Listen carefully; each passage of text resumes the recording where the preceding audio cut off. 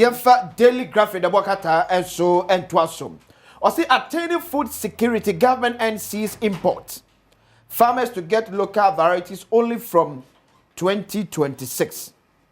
And the Agric Minister Soneka say, Safiri buying essay a year a Giaba would be a member Giano, Yebabe Chasso. Na ye aka say ye no member na ebe hyase 2026 e kwese na be akuafo betimi nya na mapa de fro nyoban ya omo edua emum. Or the chief of staff Ora Julius Debra Efoni Abam. Or say prioritize your health, exercise regularly. It open na ka say o se wa daga na fo nka ka mema no. Men trans de bia sa anya ho. E to na bia nante kakra. Ye exercise mu asa na bia pom den e betimi awie payom. Daily graphic the bokata and the Ghanaian Times ensunie. Be transparent, accountable in managing state resources. Speaker tells public servant. Eti mrashe je film chame so na ka say so best na eye abanyuma esuma ban e ori ma odo bro mu yenu se onfa no kure de pepeyo ensom Ghana adehie. Ghana to save over $127 million annually from restrictions on raw rubber export. To see ye twa rubber sa na ye de ko bi ma so na ye de kwa koye ho adwuma no. Se abaitimi esakra ani a ebetimi asis ka bese $100 million ene chilling. Health financing system risk collapse from NCD's burdens. Dr. Entry Esuna Ekani say the Ghanaian Tabibokata Enom. The overseer Ghana to build 1,200 megawatt state-owned power plant. The finance minister Suneka say after Ghana kasa budget na so. Na yakasa power plant yakasa suye sibe 1,200 etimi aboa American awsem ejina ne na so ye pa. Ghana to introduce blockchain gold traceability system by 2026. Some jefine kasa sama fo na mo kasa say gold bond to me some you say gold awot to we free galam say for referee small scale miners for them no. O so dey share e be betimi aboa me you say sa gold we dey e free galam say ni wo pe and never when you small scale mining here na say be ya e betimi abra na yetimi asi galam say ano e wo ye man emum. O see coming up students laptops contract. How KA Technologies failed to meet its obligations. The Chronicle the Bokata and fire on Muet Hills. Take Kwame and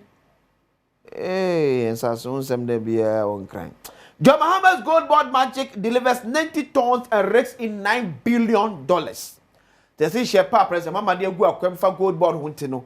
And I'm should be Emma. Ya ton gold best at 90 tons. Yes, careful about $9 billion. If you are not so phone line. Nah.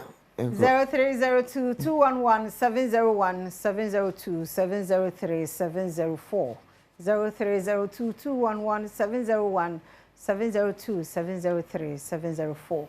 So far headline of brow bar, what are my chia bar poa? Near Cosso, Sabaya for Fonso. Come. That's it. Ah, it was way. Okay, delegate Abokata and Sunim. Or say Mahama to remove YC chair deputies.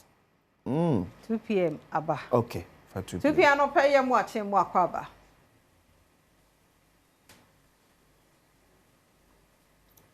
2 p.m. Yam watching Wakwaba. Mejo so menu aba papa we oni akwatinsia. That's papa. Number cho mo so mo ho ye de. Yeah, we pa 2 p.m. Yeah, the otwedi ampo nyankopon ase. Mo amu ne 2 p.m. masom e wa asante mampo. Na no ya Monday, eno ananka mechia honorable Julius Debra, chief of staff.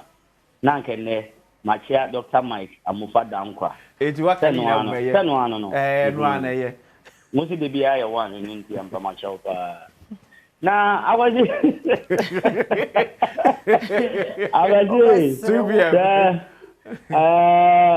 Why am I mentioning no kura ira no ba His Excellency Goodluck Obama, John Dramani Trump, Kwame Abibio Mahama. Papa say eno a mitiminya akwan ekodwom ekoto eniema awasi na mahu se eniema abafam kakra. Emo affairs na nke to no be 1.2 say mahu se do 60 series e bi kura 55.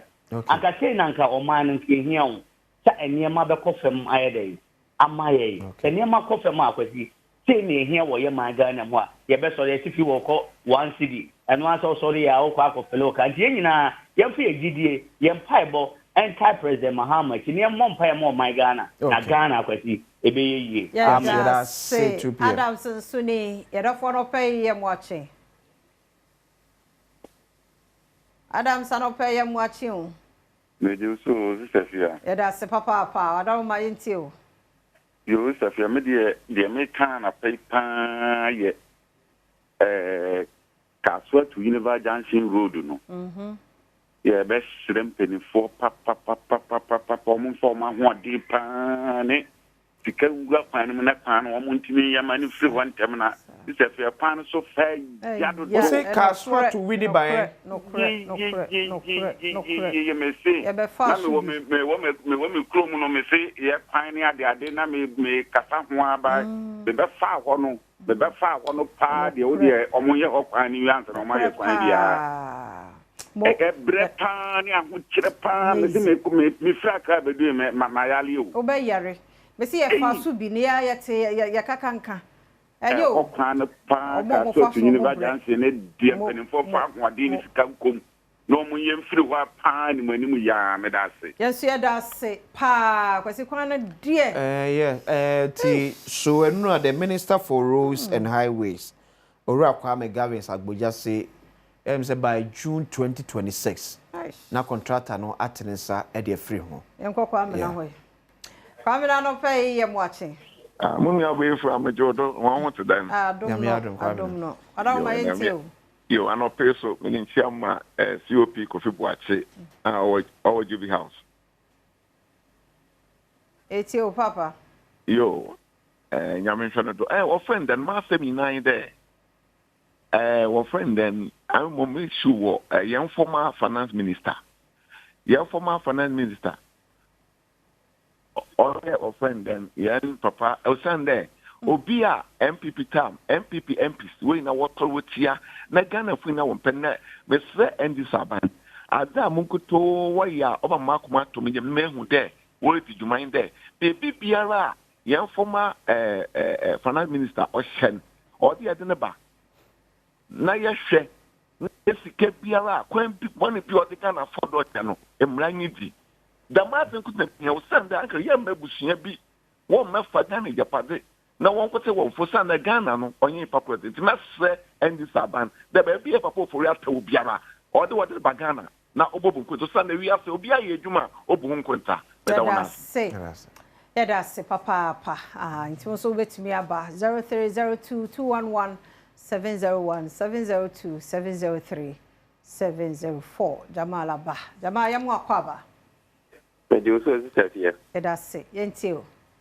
Jamala ni medu ma se ene ma me chief of staff honorable general Sabra me ya mebu a china ma chia regional chairman na kwesi da so e china ma wo kai yentio yo Jama yentio patio eba anope so na me tu na mo ka se obi apeti se isi honorable general tanka omunyini through many ni pakoro ya ajene because 2020 up to now you name the results are they declare as we declare by 5 times you name ba mo anani no kuro start 2024 already declare catch the 7 constituencies before that no see MPP were 41% ye bisa 7 ebe ka hono akodi se ana akoduru se no so up to now yentie okay better o ye Ghana na now ye nipa edenya obi na be fo adwuma nipa nya fo adwuma nko na oba nko dia wo so oja nipa na kire na so man na be so be sum nipa na be sum individual nipa na kwa ana nipa na firi ho won so be there obe firi ho ye be sere obi obi an so fanya edition obi a ye be fo adwuma ba de tembia hu so man nti na ye fa to ba be sum man e be sum nipa no enti je mensa de men ni nipa kuro ya je na party o ye de onko na ya da se kwesi wunya mesko okay ote na mambo atime kasa ma me feel ote na o jere na we feel yam ko saka one way saka one ye mo ache ya sister Fia mankwa ofilia tamakulu da oso oni ben martin Miaminia, Bema, Akwasi, Insia, St. John's boy. Saka. Papa, Saka. O classmate be a friend, Mark Coleman, also Chow Pa, or no school of St. John's. Yo, Major so. Kakrebi.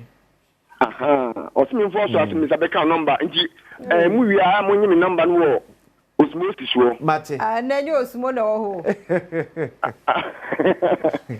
mate imagine ma Midiani saka wana midiri hu hia me pa me kasa fi asinkregwa Manfi West isefia kasa me kan se nura Manfi West MP oni emaini nyina ahia na oka sempagu yasum nti I hope say saa nura nsema oka ni nyina wasaman yasum ni se ombeye adwuma aiden dia man ni yesre obia bompaya omompaya ma His Excellency John Dramani Mahama ontoto eman no na eman no nkofom minia say yesori na say emu one bag ko 10 series a me kwa media na say kwasi unko na obedi yeah nya nya bedi nti na yesori bia moka asemi say usori bia na oba radio so a asema so kan say God bless Ghana medawasi yes that's yem for last caller yeah I don't want to pay you watching. Medo for Akisime, yam watching. Yeah, sister Fia, who fed you, Papa. Sister Fia, the first Nedia, Jamia, one bed dozen. There be our sour, whatever. Now, the cast of a question, wife, my son, Motanebois. That is very important. Anka, Kukurumutia, Kukuduanka, Kukum, bag. A question one, yes, a man comes now. Miss me, baby. 5. Bini abe ma ho ayefe. Yes. Ai na woni mteshi be kwai wo ba hema na na abre ni wo to so mienu wo batampa. Oba hema wo ba obia tudi nachi. Eye Friday no ohia maburu ni no mo teshi be kwai.